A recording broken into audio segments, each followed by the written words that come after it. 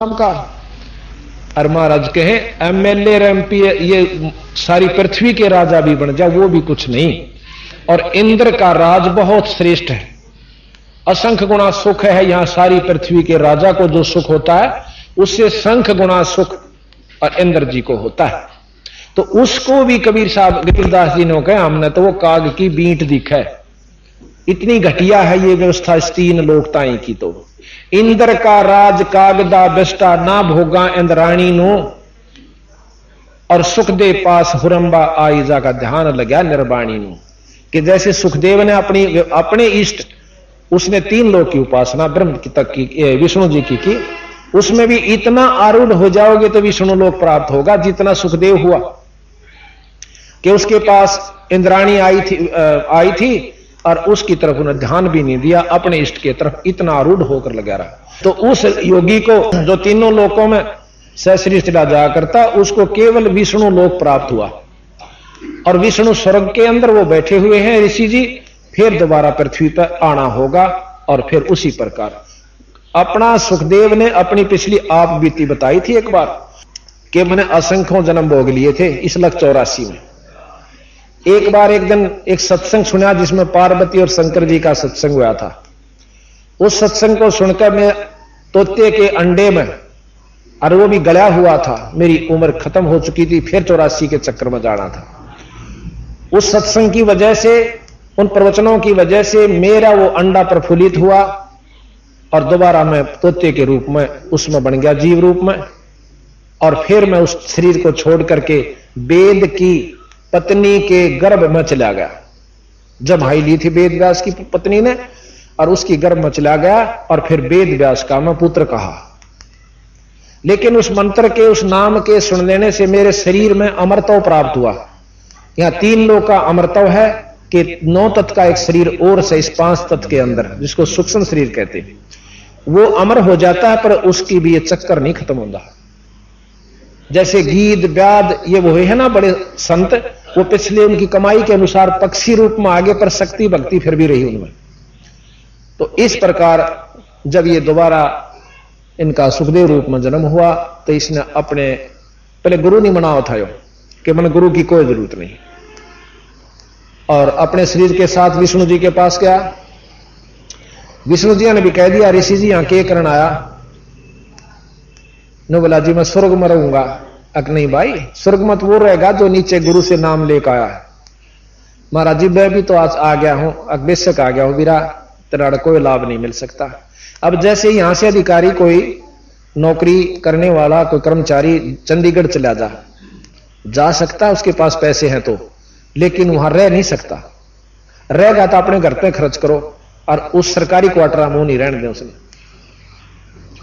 अगर वो ट्रांसफर करवा के ले जावे, बदली तबादला करवा के ले जावे, स्थानांतरण करवा के विधि से ले जावे, तो उसको सारी सुविधा भी मिले और भाई वहां रहने का भी स्थान मिले और वह तनख्वाह भी मिले।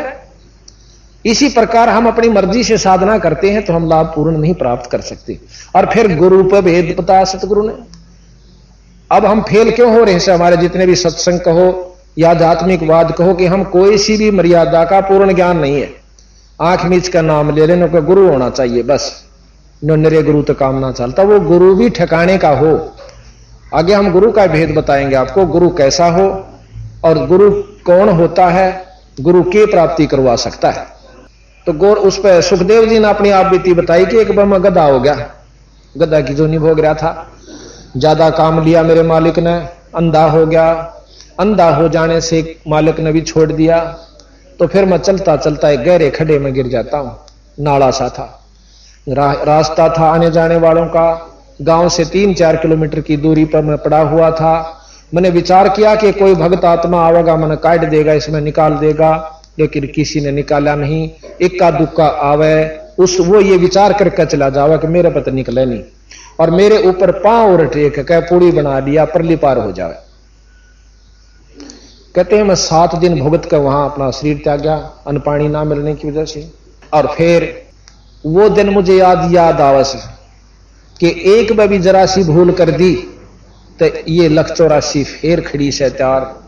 उस भय के मारे मैं 24 घंटे परमात्मा को याद रखता हूं, अपनी साधना में रहता हूं। तो इस प्रकार सतगुरु कबीर साहब ने बताया कि जटकुंडल ऊपर आसन है सतगुरु की सैल सुनो भाई। इस शंकर भगवान का एक जटा कुंडली धाम है। आज आपने देखा होगा ना, शंकर भगवान का चित्र दिखाएंगे जिसमें तो गंगा काट रखी है। ये आपने देख रहे हो कि इसमें तो शंकर भगवान के चित्र में गंगा जी बार आ रही है, जटा मत है। ये कबीर साहब महाराज कहते हैं ये कति भूल भुलैया से न बेरा को इन चित्र बनावनिया ने और शास्त्र विद्यों ने। ये चित्र देखा भगवान शंकर जी का, और इसमें से जटा, स्किन की जटा से गंगा निकलती हुई आपने दर्शन करे। ये गलत है। कबीर साहब ने बताया कि एक जटा कुंडली नाम का एक तीर्थ है ऊपर कैलाश पर्वत पे, शिव के धाम में, शिव के लोक में। जिस प्रकार यहां भाखड़ा डैम बना हुआ ना, वहां आपने किसी ने देखा हो, हम देख के आए थे। बहुत पर्वतों के बीच में इतना चारों तरफ से बहुत पानी उसमें भरा हुआ है, और कहते हैं अगर वो डैम टूट जावे तो सारे हिंदुस्तान पे 10-10 फुट पानी खड़ा हो जाए, इतना उसमें पानी जमा है। अब भाइये से कहने का कि हमने इन शास्त्रों को सुना जरूर पर नो नहीं समझा, इसमें कह के रखा है। एक जटा कुंडली नाम का एक ऐसा वहां पर बहुत बड़ा सरोवर है, और उसमें सतलोक से आकर गंगा पड़ी है। जब ये ऊपर से आई तो गंगा निरंजन लोक में आई सतलोक से, और फिर निरंजन से आगे आई ब्रह्मा के लोक में। इसका इतना तेज बहाव था कि उसने उसमें शंकर जी ने उस जटा कुंडली में रखा, और 6 महीने में वो जटा कुंडली भरकर पूरी हुई। फिर वो भरने के बाद ऊपर से पानी चला, वो नीचे आकर के कहते हैं वो पर्वत पर हिमालय की इधर पड़ा, जहां पर फिर पर्वतों के नीचे से आकर के वो गौमुख के रूप में निकली। अब यहां हम दिखाते हैं कि शंकर भगवान ने अपनी जटा में 6 महीने रोक ली। सिद्ध पुरुष हैं, वैसे भी रोक सकते हैं, कोई ऐसी बात नहीं, क्योंकि अगस्त ऋषि ने 7 समुद्रों को एक घूंट में पी लिया था। एक महाराज के गरीबदास जी कहते हैं एक सिद्धि सब सागर पीवे, एक सिद्धि बहुत उपजीव है। एक सिद्धियां हैं ये, पर आत्म कल्याण नहीं है। तो यहां महाराज कहते हैं जट कुंडल ऊपर आसन है सतगुरु की सैल सुनो भाई। ये जट कुंडल सबसे ऊंचे स्थान पर है, बहुत कठिन स्थान जगह पर है। कहते हैं इससे भी ऊपर सतलोक हमारा है, जहां बंदी छोड़ कबीर साहब चले जाते। जट कुंडल ऊपर आसन है सतगुरु की सैल सुनो भाई, जहां ध्रुव प्रहलाद भी ना पहुंचे और सुखदेव ने मार्ग ना पाई। जहां सतगुरु कबीर साहब का धाम है वो ये सुखदेव ऋषि भी नहीं जा सके, जो कि सह शरीर उड़ जाया करते थे। और हम किसी योगी ने नो देख लिया हो तो भाई बहुत घना तपस्वी है, और शरीर ने नो इतना ऊंचा ठाले से, ये कोई खास बात मत समझना। अगर सार नाम है, सतनाम है, तो उसकी मुक्ति से ना तो ये खिलौने के कितनी बार बना बना के बिगड़ चुके हैं। और ये जादूगरी काम नहीं देंदी वहां पर। जब सही तत्व का स्थान आवेगा, जहां जन्म मरण और आत्म कल्याण का स्थान आवेगा, वहां ये काम नहीं देगी बचने के लिए। तो अब हम आपको बताते हैं कबीर साहब के बारे में कि नानक साहब ने भी कबीर साहब से उपदेश प्राप्त हुआ। ऐसी नई नई बात हमने भी सुनी जब ऊपरी सी लागी। अकी अच्छी और पचौड़ सी बात कहे से एक साधारण सा मनुष्य कवि और भगत कबीर साहब को इतनी बुरी मान्यता दे रहे। अब हमने लाल की कीमत का ना बेरा हो तो हम उसको एक कंचा समझ सकते हैं, एक पत्थर समझ सकते हैं, और जोरी के पास ले जाएंगे तो उसकी करोड़ों कीमत देगा, और 6 बार नमस्कार करेगा कि लाल के तो दर्शन भी अच्छे होते हैं। तो इस प्रकार जब हमने इसकी कीमत का पता चला बंदी छोड़ कबीर साहब की का, और जानकारी हुई कि तो पूर्ण परमात्मा थे, तो आज हम इनको भगवान कहते हैं। एक बार श्री नानक जी तलवंडी, जो कि आजकल पाकिस्तान के अंदर है, वहां कालूराम मेहता के घर में इनका जन्म हुआ। बचपन से ही बड़े सिद्ध पुरुष थे, क्योंकि पिछले जन्मों की भक्ति इनके साथ थी। कबीर साहब ने इनको बताया कि नानक साहब, आप सतयुग के अंदर अम्बरीश राजा थे। अम्बरीश राजा के रूप में आपने इतनी भक्ति करी कि दुर्वासा ऋषि बहुत बड़े सिद्ध पुरुष थे, उन्होंने आपके ऊपर एक शक्ति छोड़ दी, सिद्धि छोड़ दी, चक्कर सुदर्शन, आपका सिर काटने के लिए। और वो सुदर्शन चक्कर आपके चरण छूकर अम्बरीश राजा के, और उल्टा इसको दुर्वासा जी को मारने के लिए उनके पीछे भाग लेता है।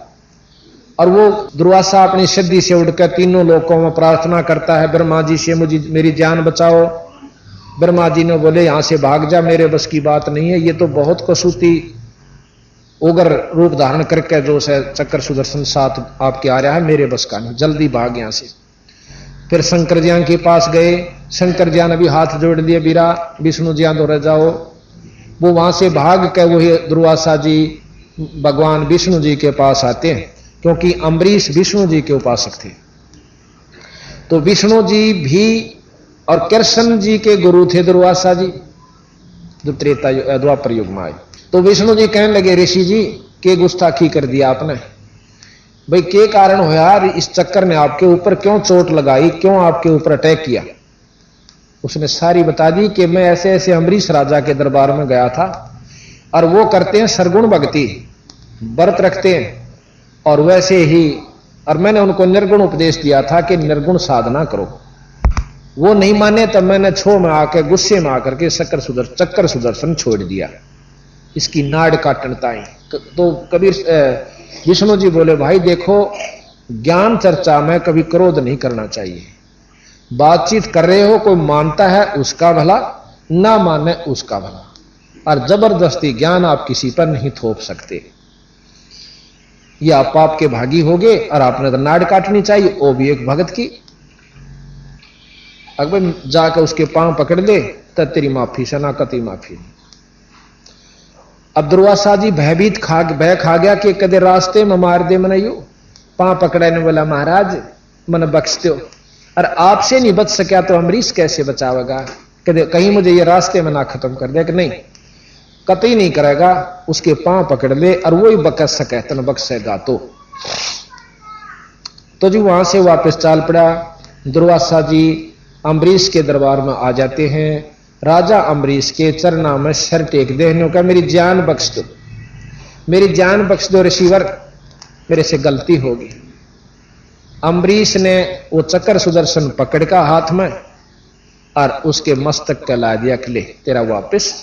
पर देखे, ख्यास करिए, भक्ति के भाव तेरा करो। कितना बड़ा सिद्ध पुरुष हो, कितना साधक हो, कभी भक्ति को भंग करके उबर नहीं सकता। तो ऐसे भी आप नानक जी को बता रहे हैं कबीर साहब कि ऐसे ऋषि भी रहे आप अम्बरीश रूप में, पर तेरी मुक्ति नहीं हुई बीरा। ये निरंजन तक की उपासनाएं हैं। आपका दूसरा जन्म त्रेता युग में हुआ, आप जनक विदेही हुए, जो कि सीता जी के पिताजी थे, राजा जनक। और आपके अंदर इतनी शक्ति थी कि जाति समय जब यहां से आप गए, हां, और राजा जनक जो है सुखदेव ऋषि के गुरु हुए। जो सुखदेव ऋषि इतने योगी हुए कि तीनों लोकों में चले जाया करते उड़कर, उनके गुरु राजा जनक हुए। और राजा जनक जाति दफा जब स्वर्ग में जान लागे, रास्ते में एक नरक पड़ा था। उस नरक के अंदर जीव बहुत बुरी तरह तड़फ रहे थे, 12 करोड़ जीव उसमें भुगत रहे थे। तो राजा जनक ने पूछा अपने पार्षदों से, जो उनके साथ उनको लेकर आदर से विमान में लेकर जा रहे थे विष्णु लोक की तरफ। कहने लगे, ये क्या आवाज आ रही है, इतनी मार्मिक हृदय विदारक चीख, क्या की सब भाई? तो उन पार्षदों ने बताई कि यहां पर एक नरक है, उस नरक में जीव अपनी करनी भरनी भुगत रहे हैं। और वो चिल्ला रहे हैं कि ये कितने दिन भुगतेंगे, ना जाने कितने युगों तक इनके में इसमें भोगना पड़ेगा। तो उन्होंने पूछा कि इनका कोई समाधान हो सकता है? अग जी कोई समाधान नहीं धर्मराय बता सके। धर्मराय को बुलाया वहीं पर जनक जी ने, और धर्मराज आ जाता है। कहने लगा, हां ऋषि जी, कैसे याद किया कि ये जो जीव जो दुख पा रहे हैं नरक में, इनका कोई समाधान है? अग्नि जी ने अपनी करनी भोगनी पड़ेगी। अकबर मेरे तक नहीं देखा जानता, अगर ना मांग जाऊं जब तक इनका छुटकारा नहीं हो जाएगा।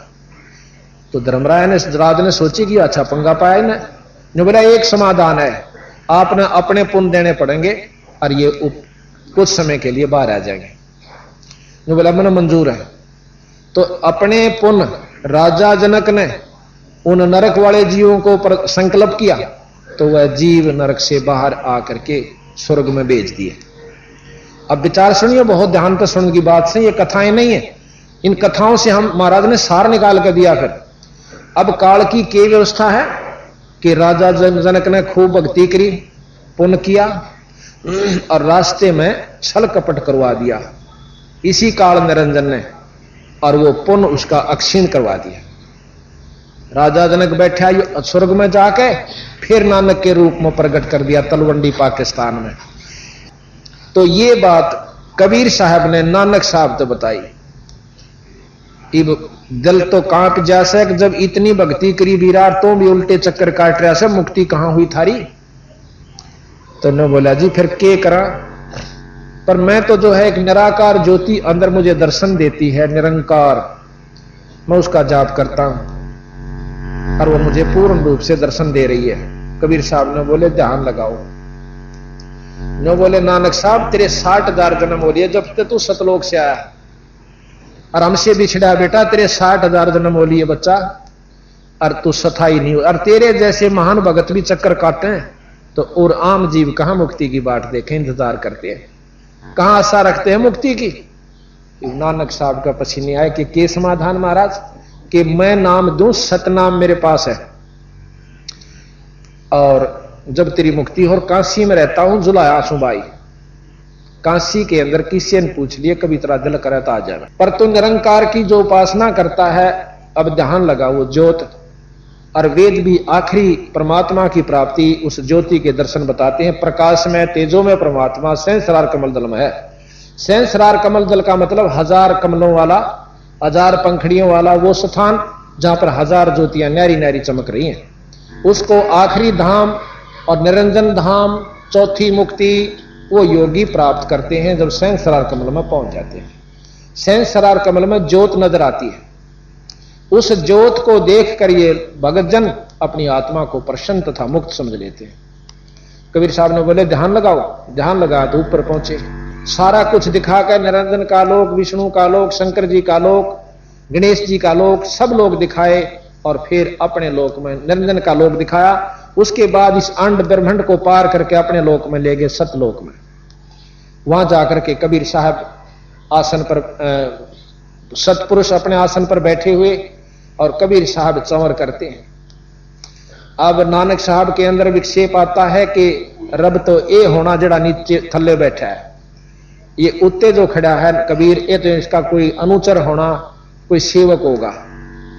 इतनी बात मन में आई थी। कबीर साहब तो वहां बैठ जाते हैं सतपुरुष के आसन पर और सतपुरुष खड़े हो जाते हैं और कबीर साहब पर ऐसे चंवर करते हैं। फिर इतने में विचार कर ही रहा था कि ये क्या हुआ। इतनी देर में कबीर साहब के अंदर वो सतपुरुष समा जाते हैं और केवल कबीर साहब रह जाते हैं।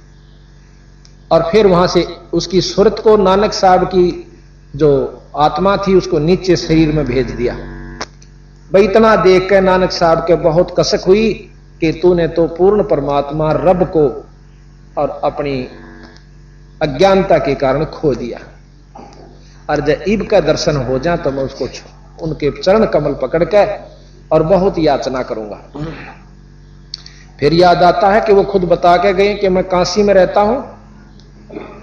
तो नानक साहब इतने आत्म विभोर हो जाते हैं, इतना मद नशा चढ़ जाता है परमात्मा की उस सच्ची लगन का कि कहते हैं वाहे गुरु सतनाम, वाहे गुरु सतनाम, कि वो गुरु जो मैंने ऊपर देखा अपनी सुरत द्वारा उस लोक में, सतलोक की जो झलमल ज्योति देखी, तो ये दूसरे लोकों की जो रोशनी है वो उससे बहुत फीकी नजर आई। जैसे जीरो का बल्ब भी ना रोशनी हो अंधेरे में वो बहुत काम कर देवा है। 60 का जब वाट का बल्ब चसेगा तो जीरे वाला चस जरूर रहा है, पर उसके ज्योति का रोशनी का महत्व नहीं रहता। इसी प्रकार मरकरी बल्ब के सामने 60 वाला भी कुछ काम नहीं करता, पर जग जरूर रहा है। उससे ऊपर जब सूर्य निकल आता है तो वो सब बल्ब काम नहीं करते और चांदना केवल सूर्य का ही प्रकाश उनके सामने बहुत ज्यादा होता है। इसी प्रकार जब सतलोक रोशनी प्रकाश सब लोकों में है, अब ये ध्यान से सुनते जाइए, जो 7 दिन इस बात को सुनेंगे वो आखिरी दिन के निचोड़ को पूर्ण रूप से पकड़ पाओगा। प्रकाश हर इष्ट का है, हर देव का है। हम केवल प्रकाश को देख करके अपनी आत्मा की सफलता तथा कल्याण समझ लेते हैं, ये कबीर साहब ने बताया गलत है। अंधेरे में एक मच्छर या तीतली या जुगनू पतंग देख लेते हैं कि 0 का बल्ब चस गया, उसके चारों तरफ मंडराते हैं। 60 का जब चस जाता है तो उस 0 के छोड़ के 60 वाले पर चले जाते हैं, और जब और ज्यादा बड़ा तेज चस जाता है उसको भी छोड़कर वहां चले जाते हैं। सबसे पहले उन्होंने 0 वाले बल्ब को भी सत्य माना था, क्योंकि अंधेरे में वही काफी था। जब उनको बेरा पता चला कि एक और रोशनी है तो उसको त्याग कर वहां पहुंच जाते हैं। इसी प्रकार हमने अभी तक रोशनी सुनी जरूर है, शास्त्रों में भी सुनी है। महात्मा बुद्ध की आखिरी उपलब्धि यह है कि मैंने एक रोशनी देखी, उसके बाद उसने कोई ज्ञान नहीं कि कौन सी रोशनी देखी, उस रोशनी कहां तक की थी। ये कबीर साहब बतावें कि किस रोशनी का उपलब्धि उन्होंने हुई। तो बात यह है कि हमने शास्त्रों को सुना जरूर, महापुरुषों की वाणियां भी सुनी, उनकी उपलब्धियां भी देखी पढ़ी, परंतु जब बंदी छोड़ते मिलाई तो वो 0 और 60 था इस प्रकार के बल्लभ, यानी उनकी इस प्रकार वैरायटीज मिली, उनके न्यारे न्यारे ऐसे ऐसे उनमें अंतर था। तो वहां से वो इतना आत्मविभोर हो गया कि वाहे गुरु सतनाम, वाहे गुरु श्री सतनाम श्री वाहे गुरु। अब वही गुरु मिला जो मेरे सामने नो कह के गया था कि मैं सतनाम दूं तो मेरा छुटकारा हो, ना तो मैंने सुन लिया। 2 जन्म तो मेरे ऐसे हुए जो कि आम व्यक्ति के नहीं हो सकते। राजा अम्बरीश के रूप में और जनक विदेही के रूप में नानक जी का जन्म पूर्व जन्म था। अब वहां से नानक जी चल पड़ते हैं और काशी पहुंचते हैं, कबीर साहब से नाम लेते हैं। कबीर साहब से नाम लेने के बाद उनकी मुक्ति हुई। अब ये बात आप विचार करियो और आपको शास्त्र प्रमाणित देंगे, हम वैसे नहीं कहेंगे। और अपने आप 2-4 बार सुन लेने से अंतःकरण में यह बात जमा हो जाएगी, क्योंकि हमने और ज्ञान भी तो शास्त्रों से ही अपने अंतःकरण में जमाया है, या किसी से कहने सुनने में ही उसको सत्य मानना होगा। कोई अपना ज्ञान तो आपके पास नहीं है। रामकृष्ण भगवान विष्णु को हमने परमात्मा की संज्ञा में उनकी लीलाएं सुनकर, उनके करामात देखकर परमात्मा की संज्ञा मान ली, मैं लिया उनको। और इसी प्रकार जो है, जब आप कबीर साहब की महिमा सुनोगे तो आप अपने आप फैसला अपने मन को आप पे दे देगा, आपका कहने की आवश्यकता नहीं पड़ेगी। तो कहते नानक साहब वहां पहुंचते हैं और नाम लिया। जब नानक साहब का छुटकारा, अब गरीबदास जी अपनी वाणी में प्रमाण देते हैं कि झांकी वेख कबीर की नानक कीती वाह, और वो सिखा का गल पड़ी कौन छुटावता। झांकी किसे कहते हैं? 26 जनवरी के ऊपर आप नारे नारे राज्यों की अपनी अपनी उस राज्य में जो भी अति उत्तम व्यवस्था होती है, बहुत सुंदर सुजित उसको सज्जित करके सुसज्जित करके दिखाया जाता है, और उन उसको झांकी कहते हैं, झलक कहते हैं। और जो सबसे अच्छी झांकी होती है उसको पसंद करके इनाम दिया जाता है। इस प्रकार विष्णु लोक की झांकी भी नानक साहब को कबीर साहब ने दिखाई। शंकर लोक जी की भी, शंकर जी के लोक की भी झांकी दिखाई, और ब्रह्मा के लोक की झांकी दिखाई, गणेश जी के लोक की दिखाई, और सब लोग दिखा के माता और निरंजन ब्रह्म तक की दिखा करके अपने पूर्ण ब्रह्म की तरफ वो ले गए। तो वो जो झांकी देखी, वो पूर्ण ब्रह्म का नजारा जब देखा तो फिर वह ज्योति जैसे 0 के बल्लभ को सत्य मान रखा था, 60 का चसने के बाद, प्रज्वलित हो जाने के बाद वह अच्छी नहीं लगी, वहां उसके सौता अट्रैक्शन हो जाता। यह बस की बात नहीं है। आज हमारा मुख्यमंत्री से मेल हो और एक प्रधानमंत्री का नुमाइंदा मिल जाती, सा बौड़ा कोई नहीं सके, पाछे न रह जाएगा। तो जब तक हमने जहां तक ज्ञान है उतना अवश्य, परंतु जब पूर्ण लाभ का ज्ञान होगा कि सच्चे ये जो संत है, ये परमात्मा हमें ये लाभ दे सकता है, तो हम उसकी तरफ स्वतः अट्रैक्ट हो जाएंगे, कहने की आवश्यकता नहीं पड़ेगी। अब नानक साहब के बारे में आपको वर्णन देते हैं थोड़ा सा, फिर ध्यान सुनिए।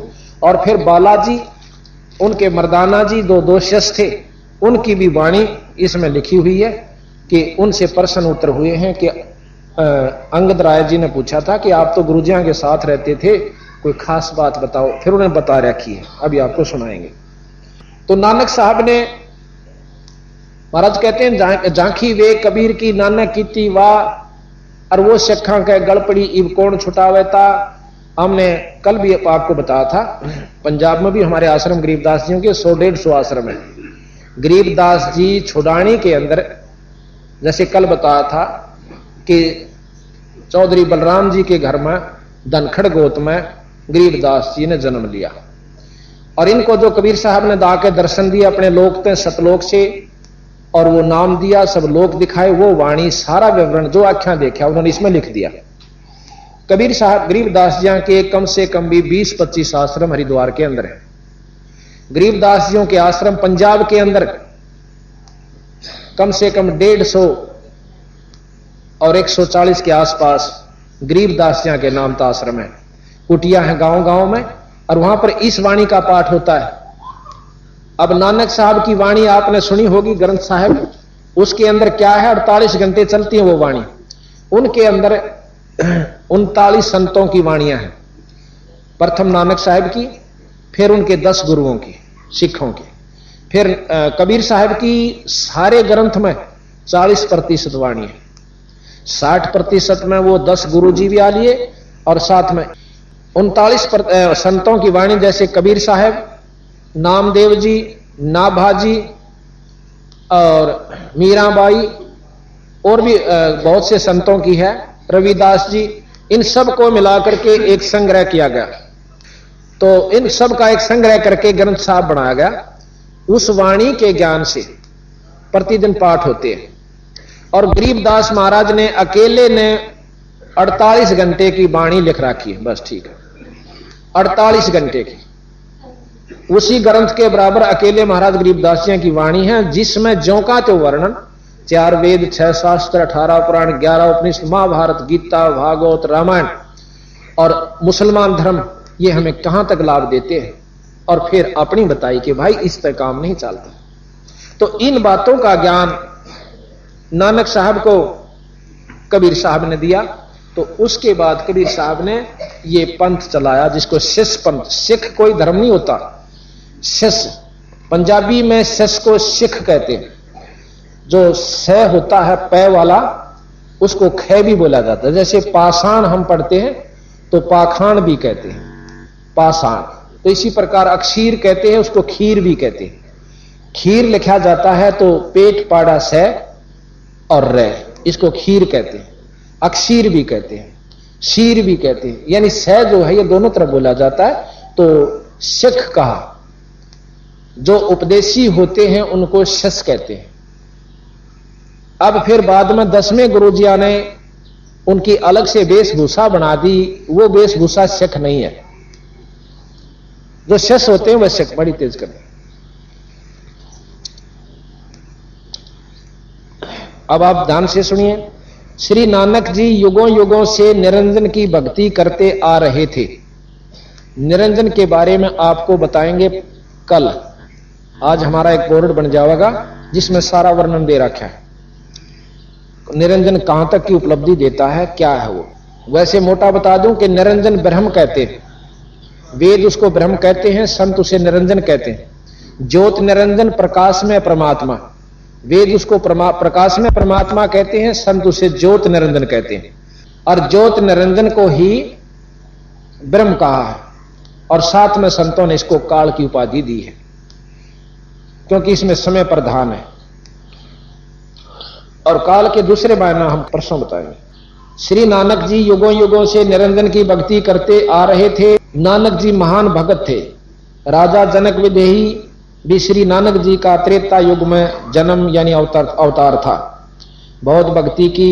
ऋषि सुखदेव जैसे महान योगी ने भी राजा जनक जी को गुरु धारण किया था, परंतु जन्म मरण का चक्कर अपना यानी जनक जी का यानी नानक जी का भी नहीं खत्म हुआ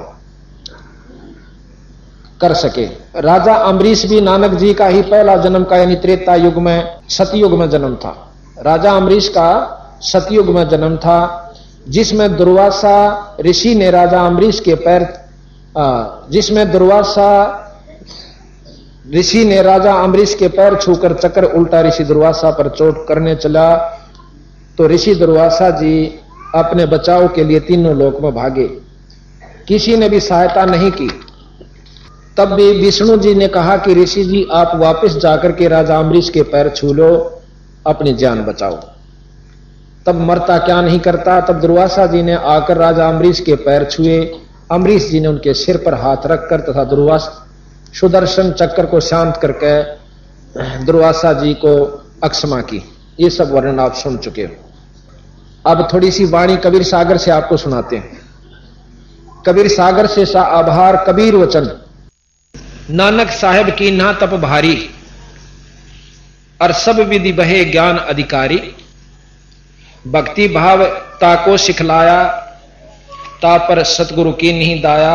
दाया कहते हैं दया को। ये संत भाषा होती है, इसमें थोड़े अक्षरों का, क्योंकि पद भाग के अंदर जो है थोड़ा अंतर हो जाता है भाषा में।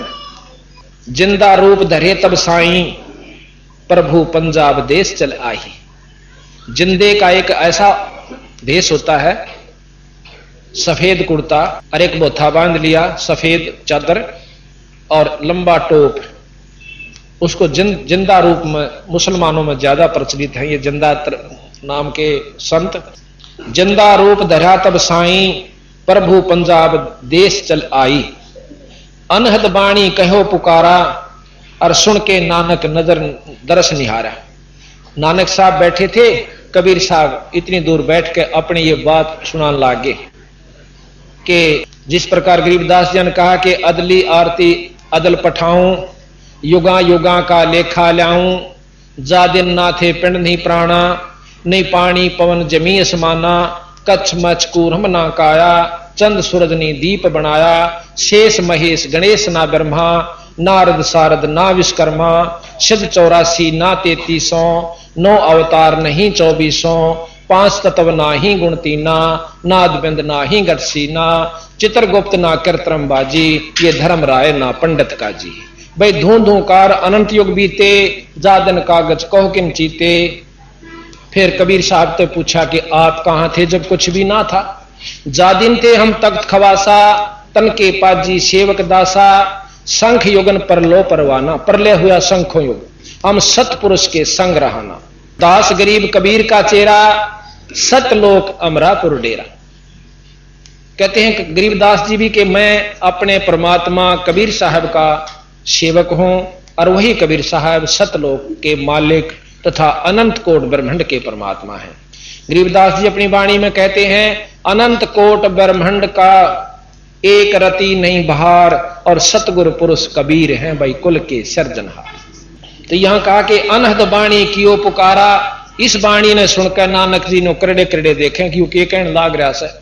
सुनकर अनहद बाणी कियो पुकारा, सुनकर नानक दरस निहारा। सुनकर अमर लोक की बाणी, और जान पड़ो यो परम पुरुष ज्ञानी। नानक जी ने समझा कि ये पूर्ण संत है, ये तो बहुत ऊंची की बात कहे से। तो नानक साहब पूछने लगे, आवो पुरुष सतगुरु ज्ञानी, अमर लोक की हमने सुनी ना बाणी। वो सतलोक नहीं जाना हमने कौन सा होश है, और किसी शास्त्र में ज्ञान नहीं पाया। अर्ज सुनो प्रभु जंदा स्वामी, कहो अमर लोक कहां निज धामी। कि वो लोक कहां है जिसको आप सतलोक कहते हो, सतधाम कहते हो। कहा न कही अमर निजवाणी, कि किसी ने काहू ना कही ये अमर निजवाणी। ये बात हमारे ताई किसी ने नहीं बताई जो आप बताने लाग रहे। और धन कबीर परम गुरु ज्ञानी, कोई ना पावे तुमरा भेदा। और जाको खोज चुके ब्रह्मा और चहु वेदा। इसको चारों वेद और ब्रह्मा जी ने भी आपका भेद नहीं पाया।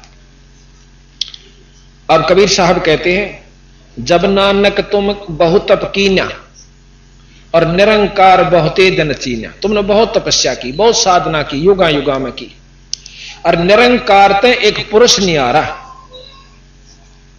अजर दीप ताकी तक सारा। अजरदीप, अमरदीप, सतलोक वो अलग स्थान है। पुरुष विछो भयो तब जब से, और काल कठिन मग रोक्यो तब से। जब से भी आप सतलोक से यहां आए थे अपनी इच्छा अनुसार, पर उसी समय आपका रास्ता इस मार्ग काल ने गलत साधनों से, गलत शास्त्रों से रोक दिया।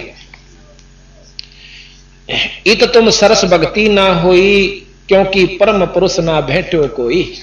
यहां आपकी सरस भक्ति, एक रस भक्ति नहीं होती। आपने देखा होगा कि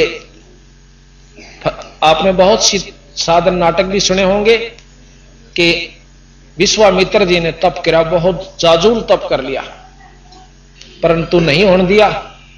एक अप्सरा को भेजा, उर्वशी को भेज कर उसका तप खंड करवा दिया। तो महाराज कहते हैं काल की व्यवस्था में प्रथम तक कोई भजन करना नहीं चाहता, और चाव विषय तो यू काल होने नहीं देता। कि आंट लाग रही थी उसके तपना भंग करण की, ठीक से अपना भजन करा था, करण देते। या कोविद क्यों आई उनके मन में? ये काल प्रेरित होते हैं। इंद्र का भरदी गुब्बारा के तेरा राज खोज लेगा, उसने ठहर श्रृंगारी अपनी उर्वशी और विश्वामित्र का खंड कर दिया। तो महाराज कहते हैं ये इत तुम सरस भक्ति ना होई, क्योंकि परम पुरुष कोई ना भेंटा कोई। आपको सतमार्ग दर्शक नहीं मिला, आपको रास्ता सही नहीं मिला, इस करके कोई तो तप पे लाग रहा है, कोई गीता पढ़ के मुक्ति चाहे, कोई पुराणों को पढ़ के मुक्ति चाहे, कोई वेदों के ज्ञान को कंठस्थ वेद घोट लेने को ही मुक्ति समझता है, और कोई कुरानों को और मुसलमान भाई अपने उन ओछी साधनों को ही अपनी मुक्ति का साधन समझते हैं। तो बंदी छोड़ कबीर साहब ने दोनों धर्मों की जो कमियां थी वो ज्यों की त्यों कही, और खड़े होकर बाजार में कही, और सब धर्म सब मतलब उनके मंडलों में जाकर कही जहां पर विद्वान और उनके मौलवी और पंडित और काजी बैठे हुआ करते थे। और उस समय आज कोई कह के दिखा दो अरब कंट्री में जाके एक भी लफ्ज और इस्लाम धर्म के खिलाफ। और कबीर साहब ने सरेआम, जबकि मोहम्मद इसमें दिल्ली के अंदर सिकंदर लोधी राजा होया करता था, बहुत क्रूर बादशाह था, जो बहलूल लोधी का पुत्र सिकंदर लोधी था, वो बहुत क्रूर राजा था। उसको ऐसा ठोक ठोक का जवाब दिए थे, और उसने कोशिश करी थी कि कबीर साहब ने खत्म करवा दूं। उनकी परीक्षा लेनी चाहिए थी कि तू भगवान है? कहा मैं अल्लाह हूं, मैं खुदा हूं। कबीर साहब ने कहा, एक गऊ मंगा ली, हजारों आदमियों के सामने रुआ काट दी, वह गाबन थी, मां और बच्चे के 4 टुकड़े हुए। ने बोला अल्लाह में यह गुण होता है कि इसको जीवित कर सकता है? कबीर साहब ने बोले मेरा अल्लाह का यही गुण नहीं होता कि किसी मुर्दे ने जीवित कर दे, अल्लाह के और भी बहुत गुण होते हैं। केवल एक ही सिद्धि से भी आप अल्लाह मत स्वीकार करना, पर इसने जीवित जरूर कर दूंगा। कबीर साहब ने 2 चुटकी मारी थी, 2 थाप उस बच्चा कर गऊ का, दोनों उसी समय जुड़ जाती हैं, और ला के बाछड़ा दूध ठोक दी, दूध की देग ठोक दी। बोल बंदी छोड़ महाराज की जय। ये तो 600 साल पहले का इतिहास है, कि देखो न सोचे गपोड़ मार रखे होंगे यार। जिसका नहीं यकीन हो उसकी अपनी बुद्धि वहीं तक काम करती है। परमात्मा में ये गुण है जो वो कर सकता है। तो सिकंदर लोधी ने पांव पकड़ लिए दिल्ली के बादशाह ने, अरने बोले आप अल्लाह की जात हो, परवरदिगार हो, मुझे बख्श दो। पालकी में बिठाकर उनके घर छोड़ कर आया था। ऐसे ऐसे चमत्कार आपको आगे बहुत कुछ बताएंगे, जिससे आपको प्रमाणित करके दिखावांगे कि कबीर साहब परमात्मा है। तो यहां के तब तक हमसे बिछड़े भाई, और 60,000 जन्म तू पाई। नानक साहब आपके 60,000 जन्म हो लिए जब तक तू सतलोक से आया है। दर दर जन्म भक्ति भल की नहा, और फिर काल निरंजन चक्कर दीना। तने बहुत भक्ति करी, जितनी बार भी आप यहां पर आए बहुत भक्ति करके गए, और फिर भी आपको जन्म मरण के चक्कर तय काल ने नहीं बचन दिया। ये व्यवस्था से इस ब्रह्मताएं की कि कोई जीव मुक्त नहीं हो सकता। कुछ समय स्वर्ग में बिठा दिया जाता है। स्वर्ग की परिभाषा आपको कल बताई थी। अपनी की हुई पूंजी ने शिमला खाया हुआ 10,000 रुपया ने, वो खत्म होने दे उल्टा है, फिर आ जा, फिर आड़ा मंड जा, फिर खाया हुआ 2 महीने गर्मियां में। ये इतना सुख स्वर्ग में है। यही कबीर साहब बताते हैं। गरीबदास जी महाराज कहते हैं ये रहट का कुआ लोई, रहट तड़ा भरा ऊपर खाली, नीचा भरा ऊपर खाली, और यागड़ बंदा है सब कोई। 88 और 33 करोड़ी देव, यानी 88,000 से 33 करोड़ देवता, और सभी बंधे निरंजन की डोरी, नो रेट की डोरी का बांध रखे। काटे जाओ चक्कर, नीचा आओ भक्ति करो, ऊपर जाकर स्वर्ग में खाओ, फिर चक्कर काटो, फिर गधे बनो और कुत्ते बनो, लख 84 भी भोगो। क्योंकि गीता जी का श्रेष्ठतम ज्ञान है यहां पर कि जिसे कर्म जीव करेगा भोगे सरेगा। अब भाई बुरे भी होते हैं, अच्छे भी होते हैं। बंदी छोड़ कहते हैं कि हमारी शरण माए पाछा आपने पिछले कर्मा पर आपके यहां पर क्रॉस कर दिया जाएगा, खत्म कर देंगे। कई भाई यहां ऐतराज करते हैं कि फिर तो परमात्मा न्यायी हो गया। न्यायी नहीं, वो न्यायी है। अब जैसे आपने देखा होगा कि ऐसा कभी नहीं हो सकता कि आदमी मानस मार दे और उसने माफ कर दे, खूब कर दिए जाते, यहां भी कर दिए जाते। आपने उग्रवादी सुने होंगे जिन्होंने कई कई आदमी मारने का प्रमाण दिया और सरकार ने कानून तैयार कर दिया कि पाछले थारे जो कसूर से सब माफ, पर आगे मत करियो भाई। और आज प्रमाणित है, एक फूलन देवी डाकू थी, उसके ऊपर भी यही कानून लागू हुआ था। तो बात यह से कहने का कि हम जितनी जानते हैं उससे आगे स्वीकार करने को हमारी बुद्धि तैयार नहीं होती। इस परमात्मा में वो शक्ति है बंदी छोड़ में कि हमारे पिछले पाप कर्मों को खत्म कर देगी। जिस प्रकार कोई लोग हो ही नहीं सकते तो उन्हें इतना ज्ञान है, और हो ही नहीं सकते फिर भक्ति की क्या आवश्यकता रहेगी। जैसे पहले फसल में घास हो जाया करता, नुड़ान का रंधे इतने नुड़ा देते, फिर उसके बाद घास नहीं कटा करता। अब एक ऐसी दवाई चला दी कि उस घास ने खत्म कर देती है पर फसल को नुकसान नहीं करती थी। तो वह पहले भी दवाई पर पहले खोज नहीं पाए। इसी प्रकार ये नाम शुरू से है, पर अब इसकी प्रचलित हो गया तो अब यूं काम कर रहा है जैसे वह दवाई फसल में कर रही है। तुम बड़ भगत भव सागर आवा तो और जीव की कौन चलावा। कबीर साहब ने बोले नानक जी तेरे कैसे भगत भी यहां चक्कर काटन लाग रहे, तो आम जीव थोड़ी सी भक्ति ते कहां जाएगा बेचारा। निरंकार सब सृष्टि भुलावा, अब तुम करी भक्ति तो लौट क्यों आया। इस निरंकार ने, इस ब्रह्म ने, निराकार शक्ति ने इस सारे जीवों को बुला रखा है। और आपने इतनी अच्छी भक्ति करी फिर वापस क्यों आ गया। जब आप अमरीश रूप में गए अपने आप को न सोच के गए थे मैं मुक्त हो गया। नानक जनक विदेही के रूप में गए जब भी आपने सोच के गए थे मेरी बनेगी मुक्ति। अरे नानक जी बन के आगे अगला जन्म तेरा नानक जी सा भी ब्योत नहीं रहेगा, ये सच्ची सोच लेना। और अपनी शक्ति से वो पिछला सारी बैक रील उनको दिखाई तो नानक जी के पसीने आए। अब देखो सच्चा भगत पाछे नहीं रहा करता। अभिमान मानक मैं ज्ञानी मैं ऐसे या थोड़े दिन की चालेगी। महाराज कहते हैं चुंडित मुंडित सब पकड़ लिए। गरीबदास जी कैसे चुंडित बड़ी जटा लठाली रखा ली और कति घोट ऊपर सारा मुंडा लिया, इसे मुंडित कहते हैं। चुंडित मुंडित सब पकड़ लिए इन तय जमकिंग कर ना डरता, अर्थात इन पाखंडों से वह भक्ति नहीं बनती और भक्ति नहीं बनेगी तो यम के दूत जूता पीटेंगे। इनसे जम किंकर नहीं डरता। नानक साहब फिर कहते हैं धन पुरुष तुम यह पद भाखी, यह पद अमर गुप्त कहां राखी। कि ये तो बहुत गजब बात थी, यह गुप्त रहेगी थी आज तक। जब लग हम तुमको नहीं पावा, अगम अपार भरम फैलावा। कहो गोसाई हम ते ज्ञाना, परम पुरुष हम तुमको जाना। धन जिंदा प्रभु पुरुष पुराना, और बिरले जन तुमको पहचाना। नानक साहब कहते हैं कोई बिरला ही आपको पहचान सके। हम तो उन तरह जी हाँ के तीर काट कर ठह मारा दस्ता ने और उसने भगवान स्वीकार कर लेंगे। और इन्होंने वो काम करके दिखाए जो कृष्ण और भी फेल हो गए थे, उस काम पर नहीं हुआ। जगन्नाथ का मंदिर ये प्रमाणित है, भगवान विष्णु जी के अवतार थे बुद्ध। और बौद्ध के जो अवतार गया उसने कहा था, एक राजा था इंद्रदमन, सपने में उसको दर्शन दिए, वो उसका उपासक था कृष्ण जी, कहा कि मेरा मंदिर जगन्नाथ में बनवा दे। अब राजा ने वही आज्ञा मान के अपने इष्ट की और जगन्नाथ के मंदिर की स्थापना करवा दी। पूरा मंदिर बहुत पैसे सुजित, बहुत अच्छी ढंग से सुंदर ढंग से उस पर बहुत पैसा लगाकर सुसज्जित करके उसको बनवा दिया। समंदर की लहर आई, उस मंदिर को जड़ से उखाड़ के ईंट भी नहीं पाई। उसने फिर दोबारा बनवाया, 4-5 बार मंदिर बनवाया गया, पर समुद्र ने यही काम किया। आखिर में राजा जो से हताश होकर बैठ जाता है। कबीर साहब जाते हैं कि राजा वो मंदिर बनवा ले। मैंने हाँ रखी है कृष्ण जी से कि मैं तेरा मंदिर बनवा दूंगा। तो राजा इंद्रदमन हाथ जोड़ दे, सने बोला जी ना, मैं तो अपना खजाना भी बर्बाद कर चुका हूं, अब समुद्र बन नहीं देता स्वामी जी, बना मैं जरूर दूं। अब भाई समुद्र को मैं नहीं आन दूंगा।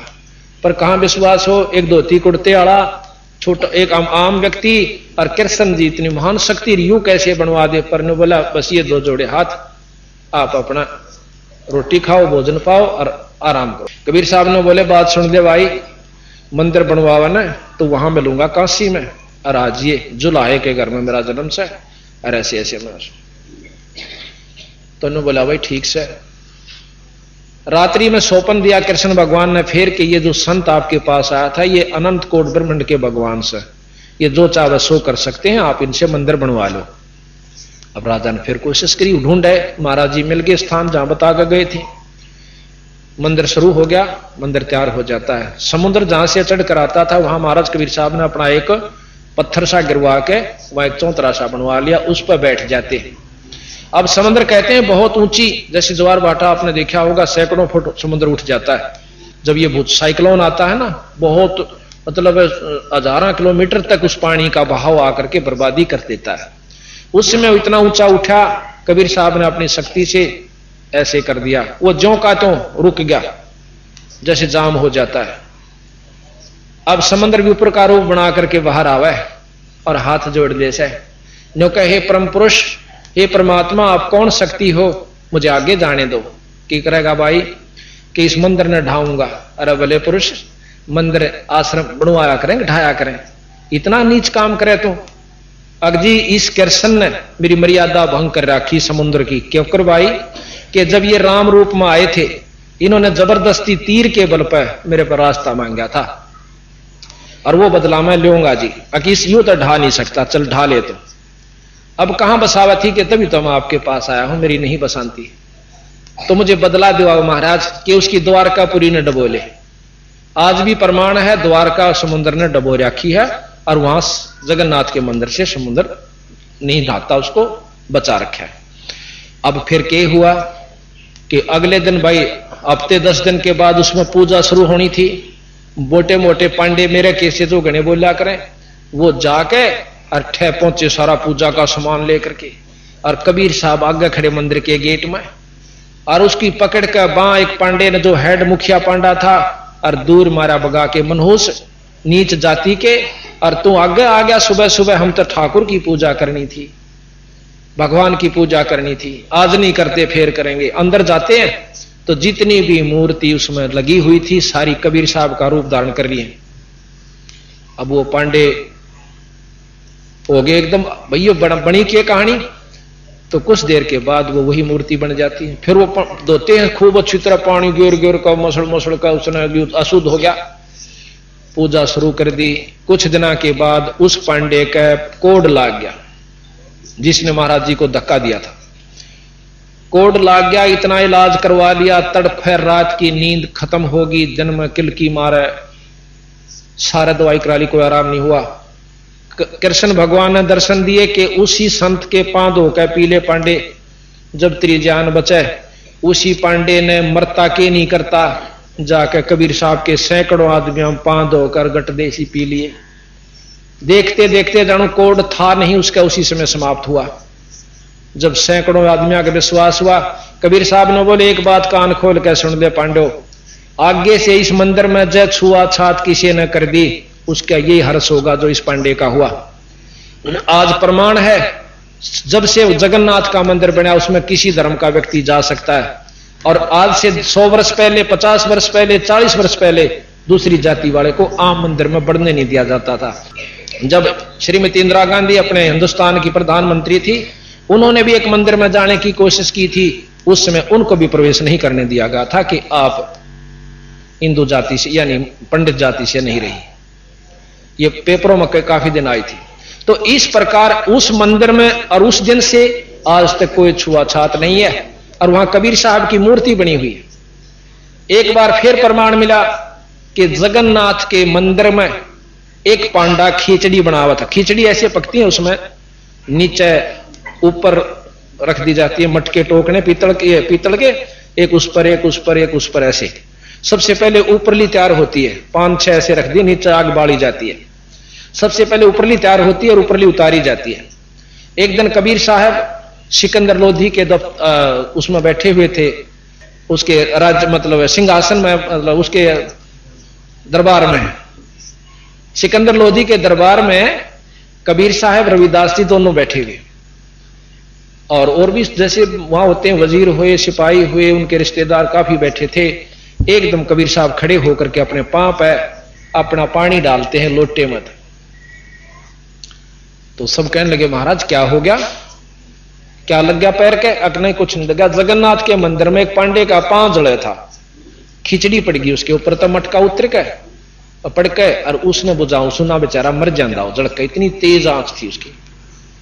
अब शेख तकी जो सिकंदर लोधी का धार्मिक गुरु था वो एकदम हंसा। अब देखो जी मूर्ख की बात कैसे, पानी गिरा पांव पे और बुझे पांडे का पांव, इसका पता करवाओ। उसी समय 2 ऊंट सवार भेजे। कबीर साहब ने नाम बता दिया कि इस नाम का पांडा और ये समय और ये तिथि, वो समय तिथि समय सारा नोट करके वो चाल पड़े। वहां जानते वो पांडा पूछा कौन है? मैं सु भाई। कि तेरे पांव पे कोई खिचड़ी पड़ गई थी, यानी मटका फूट के पड़ा था? कहां? किसने बचा? कबीर साहब ने। कौन कबीर? कि काशी में रहने वाले बंदी छोड़ कबीर। कि वो यहां कैसे आए? कि वो तो रोज आते हैं एक बार दर्शन, यहां पर सब काशी के सभी ने पूछ लो, एक बार सबको दर्शन देगा जहां से आवे किसी बार रूप में। और वो कहां थे? कि यहां खड़े थे मेरे साथ में और पानी ले रहे थे, जैसे बर्फ का होया करे, शीतल हेम पानी जल, और उसमें घेर दिया तो मेरा पांव बुझा। पूरी पता लिख के वो ऊंट सवारों ने, दूतों ने दस्तक करवा लिए, 20 आदमियों के और गुठे लवाए, साथ में पांडे का नाम लिखा और वह बात ज्यों की त्यों। ये बंदी छोड़ कबीर साहब की महिमा आप सुनोगे जब आपको ज्ञान होगा। तो अब नानक साहब के बारे में चल रही है। बहे दयाल परस्परम गुरु ज्ञानी और कहो गहो पान परवाना पानी, भली बही तुम हमको पावा। जब ये काशी में पहुंच गए, ऊपर की सारी झलक देख जाग के तो काशी में पहुंच जाते हैं। जब का वर्णन है कि बहे दयाल पुरुष गुरु ज्ञानी, फिर बंदी छोड़ प्रसन्न हो गए नानक साहब पे कि चोखा तने यह बात पहचान ली, मेरे को पहचान लिया। बहे दयाल पुरुष गुरु ज्ञानी और गहो पान परवाना पानी, कि वाणी के तुम मेरा ये नाम लो। भली बही तुम हमको पावा, और ये सकलो पंथ काल को ध्यावा। ये जितने भी पंथ साधना है ये सब काल की उपासना कर रहे हैं। काल निरंजन समय के अनुसार जहां पर नष्ट होते हैं उसको काल का राज कहते हैं, और एक ऐसा स्थान है जहां पर काल समय कुछ नहीं है।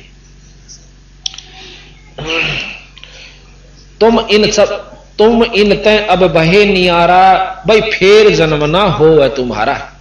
अब तुम इस काल से अलग होगे, अब दोबारा तुम्हारा जन्म नहीं होगा।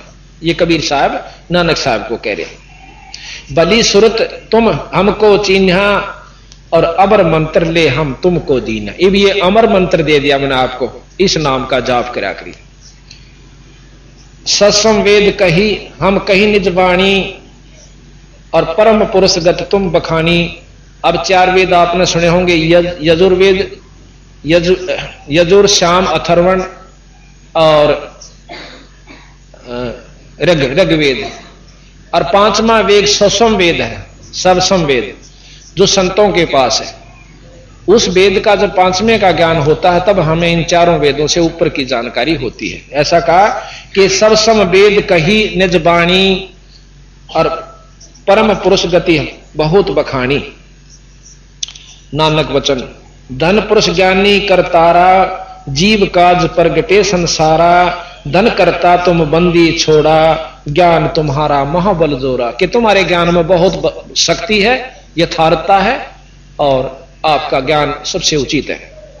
दिया नाम गुरु किया उबारा, और नानक अमर लोक पगधारा। अब यहां नानक साहब अपनी वाणी कहते हैं, वाह वाह कबीर गुरु पूरा है, वाह वाह कबीर गुरु पूरा है, वाह वाह कबीर गुरु पूरा है, वाह वाह कबीर गुरु पूरा है। पूरे गुरु की मैं बल जावा, पूरे गुरु की मैं बल जावा। जाका सकल जहूरा है, जाका सकल जहूर। वाह वाह कबीर गुरु पूरा है, वाह वाह कबीर गुरु पूरा है। अधर दुलीचे पड़े गुरुवन के, अधर दुलीचे पड़े गुरुवन के। शिव ब्रह्मा जा सोरा है, शिव ब्रह्मा जा सोरा है, वाह वाह कबीर गुरुपुरा, वाह वाह कबीर गुरुपुरा है। श्वेत ध्वजा फरके गुरुआं की, श्वेत ध्वजा फरके गुरुआं की, बाजे अनहद तूरा है, बाजे अनहद तूरा, वाह वाह कबीर गुरुपुरा है, वाह वाह कबीर। पूर्ण कबीर सकल घट व्यापै, पूर्ण कबीर सकल घट व्यापै, हरदम हाल हजूरा है भाई, हरदम हाल हजूरा है, वाह वाह कबीर गुरुपुरा है, वाह वाह पूरा है। नाम कबीर जप बड़ भागी, नाम कबीर जप बड़ भागी, नानक चरण का धूरा है, नानक चरण का धूरा, वाह वाह कबीर गुरुपुरा है, वाह वाह कबीर। इस प्रकार अब हम प्रमाणित आपको कबीर नाम की महिमा वेदा अनुसार बताएं। यजुर्वेद में कबीर साहब की महिमा गाई गई है, जिसका भाष्य भाषा स्वामी दयानंद जी ने किया है। प्रथम भाग यजुर्वेद के, इसको ध्यान से लेना, ये पढ़ा जावे, इतना नजदीक लेंस कर लेना। यजुर्वेद के 5वें अध्याय का 32वें श्लोक में आप देखोगे स्वामी जी के द्वारा भाषा भाष्य है, ये उनका सरलार्थ किया हुआ और भावार्थ। अब ये ध्यान से देखिए, स्वामी जियों का सत्यार्थ प्रकाश भी हम आपको बताएंगे, दिखाएंगे। इसमें बुराई मत समझना, ज्यों की त्यों बतावांगे जो इसमें लिख रखा। ये अभी आपने यजुर्वेद में और सामवेद के अंदर कबीर शब्द की महिमा का ज्ञान हुआ। ये सामने जैसा कि पहले गोरखनाथ और कबीर साहब की गोष्ठी हुई थी, गोरखनाथ जी त्रिशूल के ऊपर बैठे हुए हैं और कबीर साहब बहुत ऊपर पहुंच जाते हैं अपनी इस धागे के साथ। जब गोरखनाथ जी ने अपनी हार स्वीकार की तथा यथार्थ ज्ञान को समझा, सुना और आत्म कल्याण करवाया। दूसरे रूप में पहले उसे एक मछली के रूप में वार्ता हुई थी कबीर साहब तथा गोरखनाथ जियों की। गोरखनाथ जी ने अपनी सिद्धि अजमानी चाहिए थी कबीर साहब के साथ कि ये नहीं जानते होंगे। कबीर साहब से कहने लगे कि मैं एक सिद्धि अपनी दिखाऊंगा, आप मुझे पहचानना।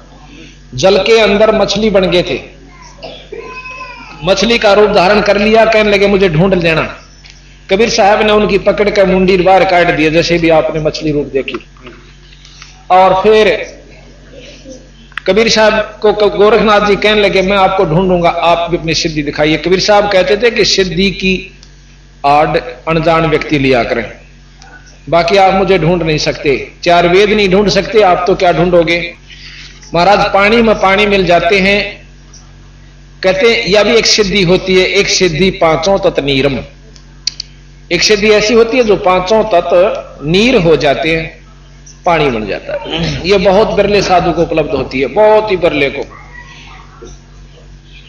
तो इस प्रकार कबीर साहब ने गोरखनाथ जी को समझाया। अभी आपने नानक साहब के बारे में जानकारी हुई थी कि उन्होंने कबीर के नाम कबीर जपै बड़ भागी, नानक चरण का अधूरा है। तो कबीर नाम की महिमा आपने वेद में देखी, यजुर्वेद में 5वें अध्याय के 32वें श्लोक का, जो का तो अब टीवी के ऊपर आपके सामने आया था। इसमें आप पढ़िएगा, देखिएगा कि कभी स्वामी दयानंद जी कहते हैं कि वो परमात्मा जिससे सारी सृष्टि चेतन है। अभी मैं आपको पढ़ के भी सुनाता हूं। यजुर्वेद जो कि आपने देखा इसमें, अब पढ़ के भी सुनाता हूं। 32वें श्लोक 5वें श्लोक का 32वां श्लोक, 5वें अध्याय का 32वां श्लोक है। हम इसमें क्रिटिसाइज नहीं करेंगे, जो कि तो बताते हैं। यही हमारे कबीर साहब गरीबदास जी ने किया कि जो की तो बात उन्होंने बताई, कोई अपनी तरफ से नहीं मिलाई। अब यह संस्कृत तो हमने आंदी नहीं, पढ़ांगे तो कहीं गलत शब्द पढ़ी। हम इनका सरलार्थ कर रखा स्वामी जी ने वो बता दा कि हे जगदीश्वर, जिस कारण आप कांतिमान हैं, खोटे चनन वाले जीवों के शत्रु व क्रांत परजय हैं, बंधन के शत्रु यानी बंध छुड़ाने, बंधन के शत्रु कहो, बंधन न काटनिया हम बंदी छोड़ के, तो आप बंधन के शत्रु व तारा आदि तंतुओं के विस्तार करने वाले, यानी सब इनके आप रचयिता हो, तारे पूरे सब लोगों के।